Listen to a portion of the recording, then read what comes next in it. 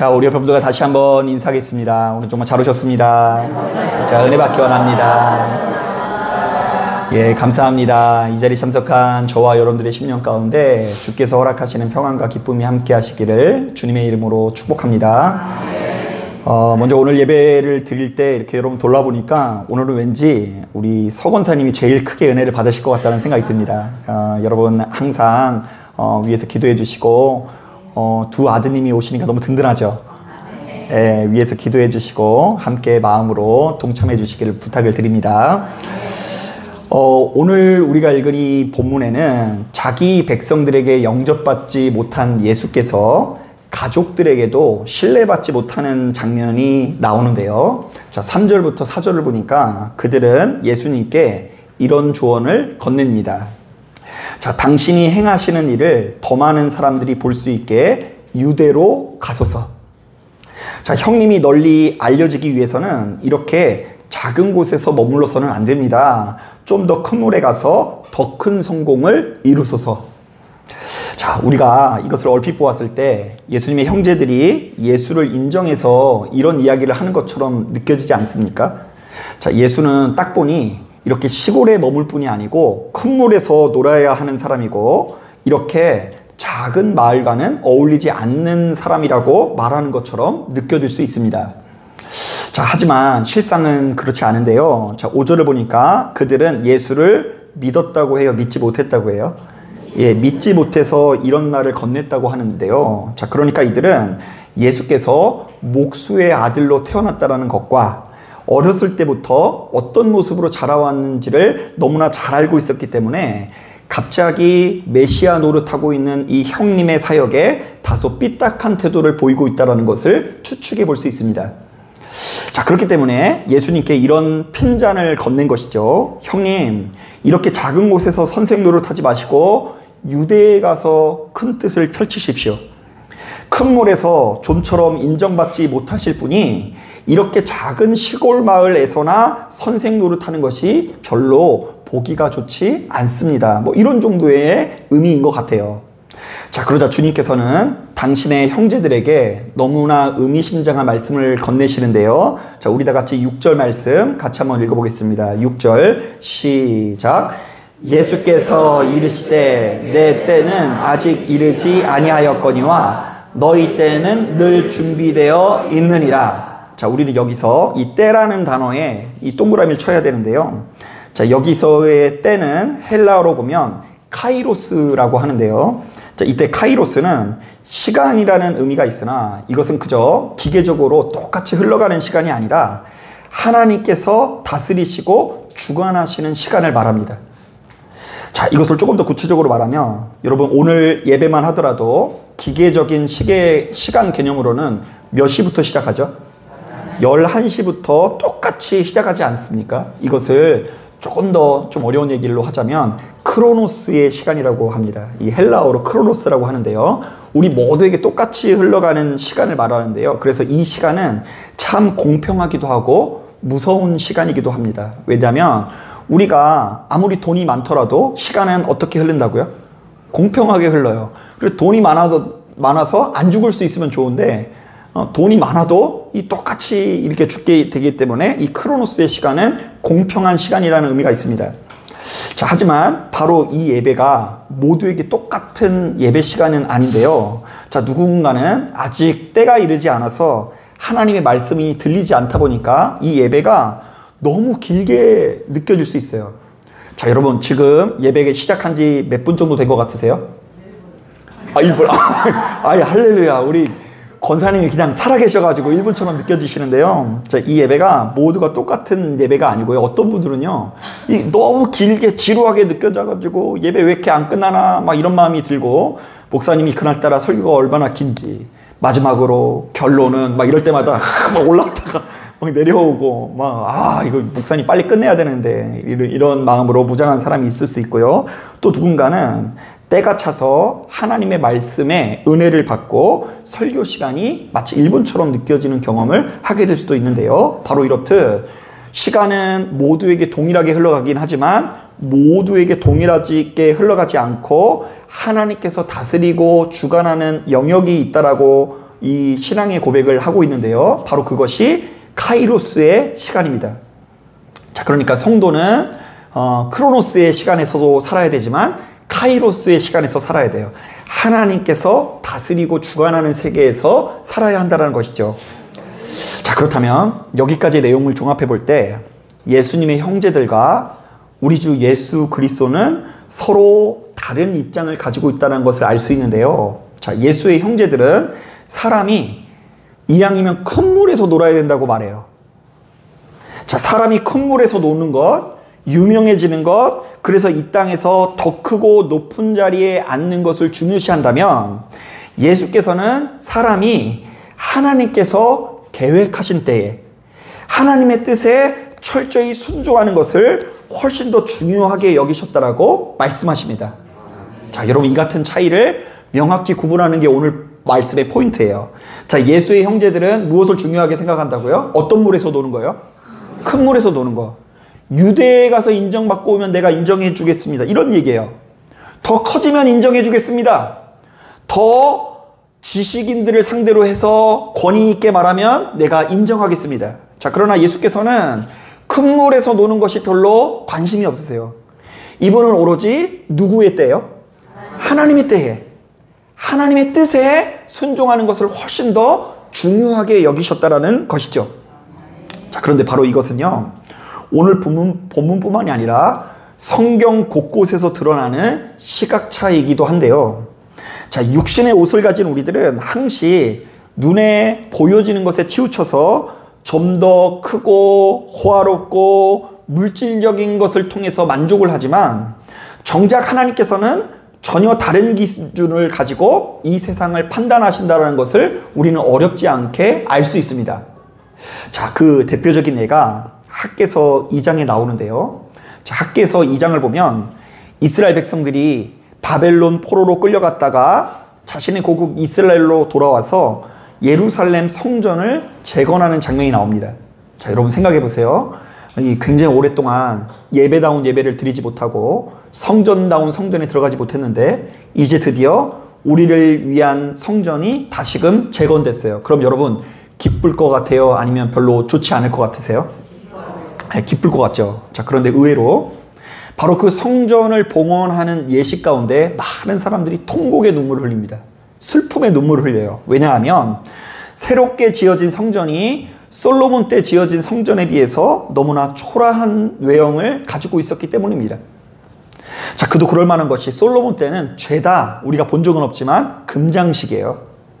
각종 진귀한 보석과 백향목을 사용해서 이스라엘의 성전을 치장했다고 하고 있어요. 그런데 지금은 이스라엘이 치장할 재료 자체가 없으니까 그냥 이 건물 비슷한 거 세워놓고 거기에 성전이라는 이름을 붙인 거예요. 자, 그렇기 때문에 이스라엘 백성들은 성전을 다시금 재건했는데도 불구하고 그곳에서 뜨거운 예배를 드릴 수 있음에도 불구하고 좀처럼 기뻐하지 못했고요. 도리어 슬퍼하면서 눈물 흘리는 성도들이 가득했다고 하는데요. 바로 이때 하나님께서 이들의 마음을 아시고 이들에게 찾아와서 이렇게 말씀하십니다. 너희 가운데 이전 성전의 영광을 본 자가 누구냐? 이제 이것이 너희에게 어떻게 보이느냐? 이것이 너희 눈에 보잘것없이 보이지 아니하냐? 그러나 여호와가 이르노라. 이제 스룹바벨아 스스로 굳세게 해라. 내가 너희와 함께 하노라. 아멘. 자, 성전의 외형은 초라하지만 누가 함께 해주신다고요? 하나님께서 함께 해주신다. 자, 그러면서 더 중요한 말씀을 하시는데요. 한번 따라해 보겠습니다. 이 성전에 나중 영광이 이전 영광보다 크리라. 한 번 더 따라하겠습니다. 내가 이곳에 평강을 주리라. 자, 그러니까 이전 영광은 뭐예요? 성전이 화려한 게 이전 영광이에요. 그러나 이후에 생겨진 영광은 무엇입니까? 하나님께서 주시는 평강인 것입니다. 하나님 안에서 누리는 평강이 건물의 외형보다 중요하다. 자, 여러분, 육신의 옷을 입은 우리들은 성전의 외적인 화려함을 중요하게 생각하지만 하나님께서는 성도가 하나님과 동행한다라는 것을 훨씬 더 중요하게 여겨야 하고요. 또한 성전의 규모보다 하나님께서 베푸신 평강이 있는 것을 훨씬 더 중요하게 여겨야 한다는 것이죠. 자, 그런데 여러분, 이런 외형 중심의 시각은 단지 구약에서만 아니라 예수님의 공생애에서도 뚜렷하게 드러납니다. 자, 성경은 거듭해서 예수를 알아보는 자와 알아보지 못하는 자의 차이에 대해서 이야기하는데요. 일단 예수를 알아보지 못하는 자들은 항상 뭐라고 하는 줄 아세요? 예수가 무엇의 아들이라고요? 목수의 아들이라고 하면서 예수를 알아보지 못해요. 예수의 출신이 나사렛 출신이라고 하면서 예수를 알아보지 못해요. 자, 그러니까 예수께서 가지고 계신 조건과 환경과 스펙을 철저하게 폄하하는 사람들이 예수를 알아본다, 못 알아본다? 못 알아본다. 자, 여러분, 우리의 눈에 드러나는 한두 가지 조건에 의해서 우리 성도들은 그 쓸데없는 한두 가지 조건에 의해서 결국 누구마저도 알아보지 못할 수 있다고요? 예수마저도 알아보지 못할 수 있다라는 이야기입니다. 자, 여러분, 이 같은 흐름은 오늘날 우리에게도 이어지는데요. 오늘날 사회에서도 사람들을 평가할 때 그 외형을 중요시하면서 생각할 때가 굉장히 많이 있죠. 그래서 제가 그 후광 효과 말씀드린 적이 있는데, 똑같은 학생일지라도 서울대 다니는 학생이 나이트클럽에 다니면 쟤는 공부도 잘하는 게 뭣도 잘 춘다 그래요. 춤도 잘 춘다 그러고, 똑같은 나이트클럽에 가도 공부 못하는 학생이 가면 쟤는 공부도 못하는 게 맨날 춤만 춘다고 이렇게 욕을 먹기 일쑤입니다. 자, 하지만 우리 주님께서는 당시 사람들이 가장 중요시하는 외적인 후광보다 하나님의 뜻에 순종하는 삶을 사셨는데요. 자, 이른바 주님께서는 큰 물에서 노는 것, 유명해지는 것, 이 땅에서 더 크고 높은 자리에 앉는 것보다 하나님의 뜻 안에서 머물면서 그분의 뜻 가운데 행하는 것을 그 무엇보다 중요한 가치로 여겼다는 것이죠. 자, 그런데 예수 믿는 우리들이 바로 이것에 대한 정립이 뚜렷하지 않으면 언제든 망하는 길로 나갈 수밖에 없는데요.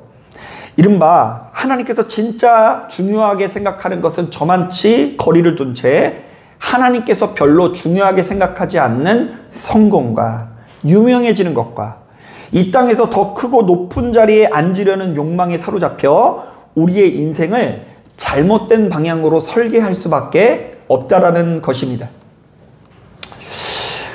독실한 크리스찬이자 오랜 기간 동안 무명 배우였던 진성규 씨라는 배우가 있는데요. 자, 이분은 굉장히 오랫동안 무명 생활, 한 달 수입이 20만 원, 30만 원밖에 안 되는 배우 생활을 하다가 2017년도에 출연한 영화에서 갑작스럽게 일약 스타덤에 오르게 됩니다. 그래서 이제 청룡영화제 남우주연상을 차지하게 돼요. 자, 그런데 이분이 갑자기 성공을 거두니까 주변 사람들이 죄다 난리를 치면서 이렇게 조언을 했대요. 야야, 물 들어왔을 때 노를 저어라. 이때 닥치는 대로 모든 작품에 참여해서 돈을 벌어라. 돈을 쌓아둬라. 그래서 주변에 많은 사람들에게 더 많은 인정을 받아야지 네가 살아남을 수 있는 거야. 이렇게 조언을 해주더래요.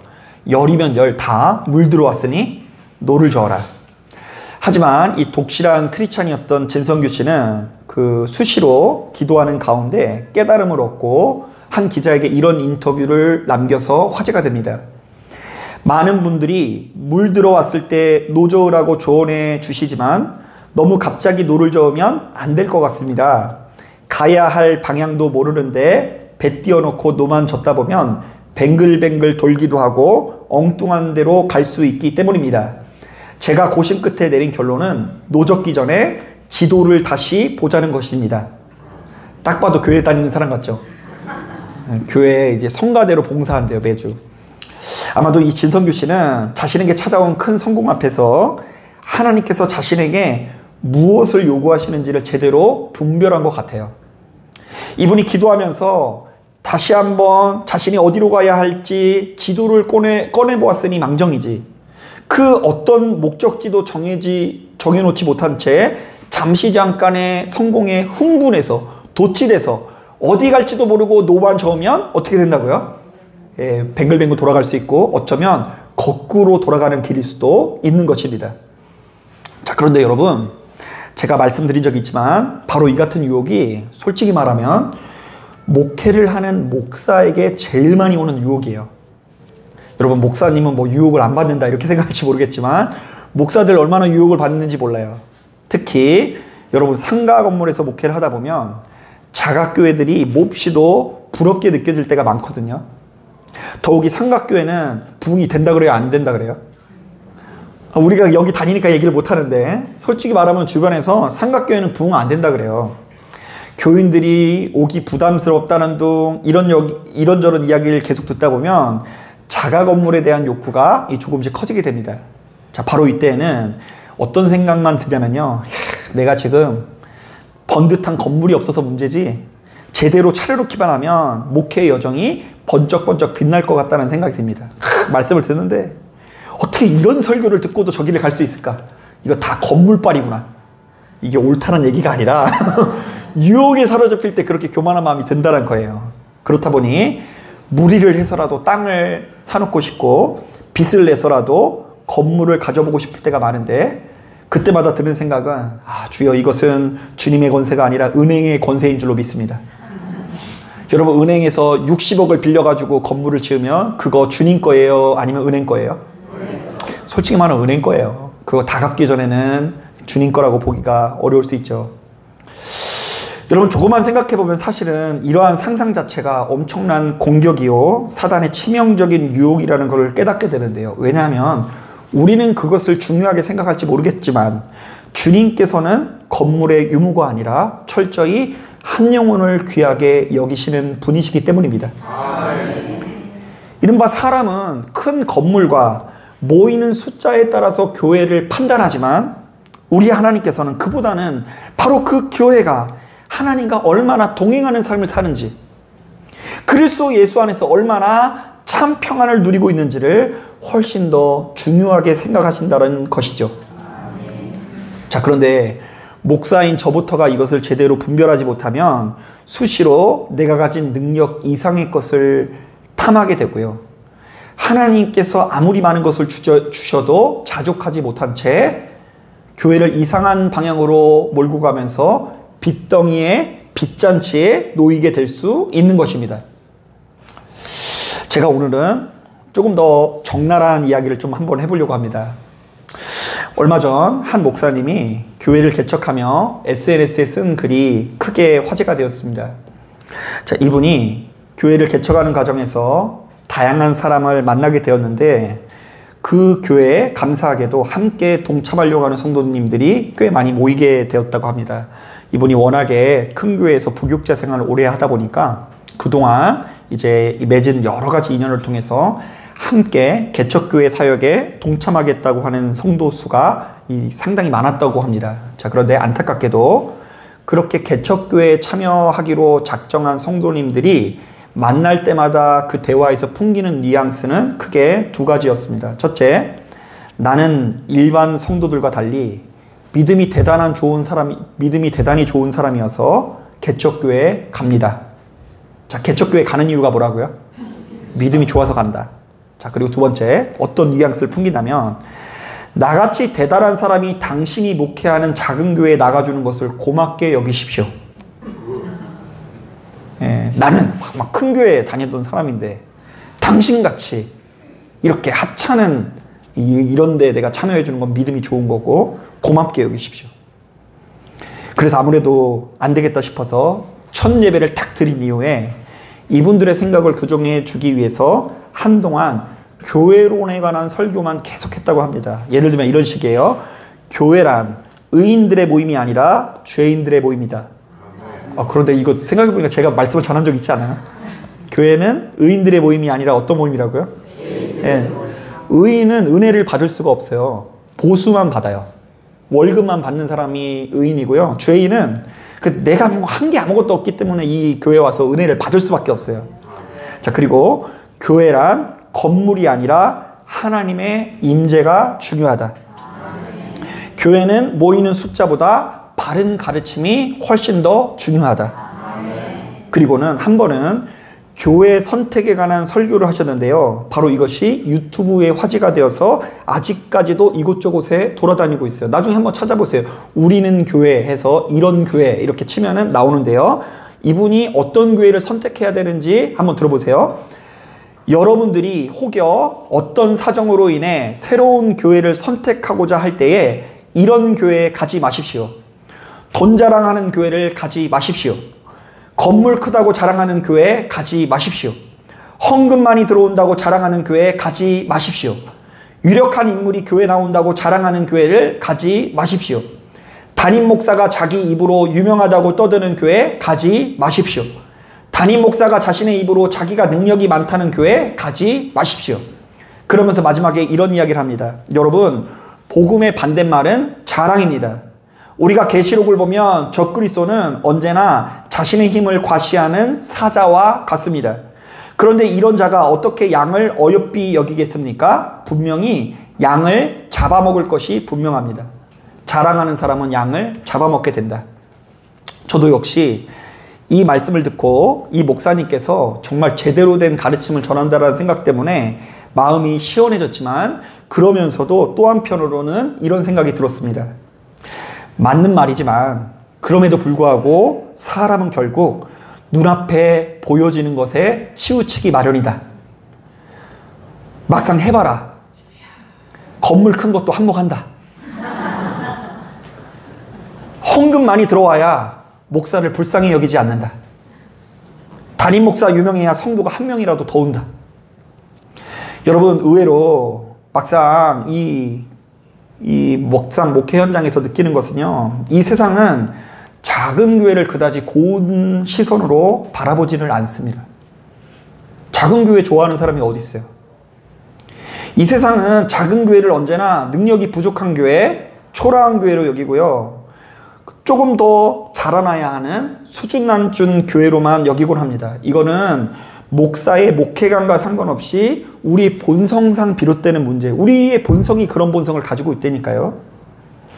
우리는 입술로는 교회는 건물이 중요한 것이 아니라 하나님의 인재가 중요하고 모이는 숫자보다 바른 가르침이 중요하다고 하지만, 자신도 모르게 그런 교회를 마주하게 되면 막상 그곳에 속하보면 그곳을 업신여기기가 십상이라니까요. 불쌍한 교회, 초라한 교회, 더 나아가서 거지 같은 교회. 그래서 저는 지금껏 제가 수차례 말씀드린 것처럼, 여러분 잘 들으세요. 신앙의 기준이 분명하게 정립되지 않는 성도들은 이렇게 작은 교회를 다니는 것보다 큰 교회에 다니는 것이 훨씬 더 낫겠다라는 생각을 솔직히 가지고 있어요. 신앙의 정립이 되지 않으면 작은 교회 다니는 게 쉬운 일이 아니에요. 아무리 생각해도 이렇게 지하에 있는 교회에는 만족함이 없고, 큰 교회를 다녀야 그냥 천국처럼 느껴지고, 이렇게 모이는 숫자가 많지 않은 교회는 주변의 사람들에게 내세우기가 좀 부끄럽고, 적어도 500명 이상은 모여야지만 좀 만족을 누리는 분들은 삼각교회를 다닌다는 것 자체가 근본적으로 힘들다니까요. 본성상 힘들어요. 이것은 우리의 의지와 상관없이 본성의 문제인 거예요. 본성. 자, 하지만 그럼에도 불구하고 분명히 말씀드리는 것은, 바로 이것은 우리의 시선이고 우리의 뜻일 수 있지만 누구의 뜻은 아니에요? 하나님의 뜻은 아니에요. 왜냐하면 주님께서는 사람과는 전혀 다른 방식과 기준으로 이 땅을 다스리시고 통치하시는 분이시기 때문입니다. 자, 오늘 우리가 읽은 본문에는 바로 이러한 사실이 너무나 잘 드러납니다. 예수의 형제들은 예수께서 얼마나 대단한 분이신지를 제대로 알지 못하고 그분의 행보 자체를 하찮게 여깁니다. 예수가 좋은 대학을 나온 것도 아니고, 그분의 아버지의 성분이 좋지가 않아요. 아버지가 뭐 하시는 분이라고요? 목수. 자, 그렇다 보니 예수님을 향해서 그 형제들조차도 이렇게 말합니다. 형님, 이렇게 작은 곳에서 선생 노릇 하지 마시고 유대로 들어가서 선생 노릇 해보십시오. 큰 물에서는 좀처럼 인정받지 못하시는 분이 이렇게 작은 시골 마을에서나 선생 노릇 하는 것이 보기가 좋지 않습니다. 가만히 보면 이들은 예수께서 더 많이 유명해지는 것, 더 많이 인정을 받고 더 더 많이 높아지는 것을 예수님의 목표로 여기는 것 같아요. 예수님이 이왕 목회를 시작했으니 유명한 목사 되십시오, 이런 얘기를 하는 거예요. 하지만 정작 주님께서는 이들에게 이렇게 말씀하십니다. 내 때는 아직 이르지 아니하였거니와 너희 때는 늘 준비되어 있느니라. 여기서 때는 누구의 때를 말해요? 누가 정하신 때를 말해요? 하나님이 정하신 때를 말해요. 나는 이 세상에서 높아지고 잘나가고 대단해지는 것에 관심이 없고 오로지 하나님의 뜻에만 관심이 있다. 하나님께서 높이시면 높아지면 되고, 하나님께서 가라면 가면 되고, 하나님께서 죽으라면 죽으면 되는 것이다. 그러니까 예수께서는 세상 사람들이 생각하는 때가 아니라 하나님께서 다스리고 주관하시는 카이로스의 때를 말씀하시는 건데요. 이른바 사람이 하나님께서 계획하신 때에 하나님의 뜻에 철저히 순종하는 것을 훨씬 더 중요하게 여기셨다라는 것이죠.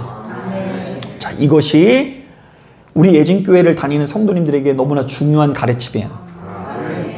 이 카이로스의 때에 대한 이 가르침에 대한 눈을 뜨지 않으면 여러분 되게 힘들 수 있어요. 자, 사랑하는 여러분, 그러므로 사람의 눈과 시선에 따라 살지 말고 하나님의 때를 기다리며 그 뜻에 순종하는 자들이 되길 바랍니다. 이것은 교회뿐만 아니라 여러분들의 인생도 마찬가지예요. 자꾸 세상적인 기준으로 인생을 재단하지 않았으면 좋겠어요. 맨날 그냥 어떻게든 더 높은 자리로 올라가려고, 어떻게든 성공하고 출세하고 부자 되려고 그렇게 하다 보면 자꾸 무리수를 띠고 그런 욕망으로 인해서 우리의 인생이 잘못 설계 된다니까요. 다 돌이켜보면 욕심에 의해서 빚만 남고 아무런 열매 없는 인생이 되기 십상이에요. 자족이 없으면 어려움이 반드시 동반되게 돼 있어요. 인생을 잘못 설계하게 돼 있어요. 자족해야 돼요. 하나님께서 주시는 평강을 소중히 여기고 하나님께서 나와 동행하신다라는 그 자체에 의미를 부여하면서 기도하는 사람이 되어야 돼요. 안 그러면 기도를 해도 자꾸 잘못된 응답이 들려요. 기도를 해도 내가 원하는 것을 자꾸 하라고 하는 응답만 들려요. 빚내라, 무리해라, 내가 너와 함께 할 테니 걱정하지 말고 무리해라, 은행을 이용해라. 그러면서 이제 다 모든 것들이 다 합력해서 하나님의 뜻 가운데 선을 이룬 것처럼 자꾸 착각하게 돼요. 내가 무리한 건데. 하나님 없이 나만 남는 인생이 될 수 있는 것입니다. 여러분, 예수 믿는 우리들에게는 당연한 얘기겠지만 그 어떤 경우에도 성공보다 순종이, 명예보다 믿음이, 큰 뜻보다 하나님의 뜻이 중요해야 합니다.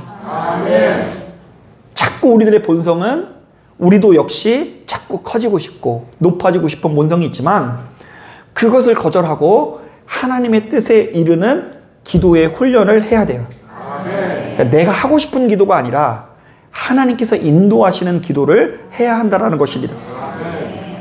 자, 바로 이런 관점에서 눈에 보이는 것에 자꾸만 흔들리지 말고 눈을 수시로 감고 카이로스의 때를 바라보면서 신실하게 오늘을 살아가시길 바랍니다. 그 길 끝에 하나님께서 반드시 함께 하시고 높이실 것을 믿으시는 저와 여러분들이 되시기를 주님의 이름으로 축복합니다. 자, 기도하겠습니다.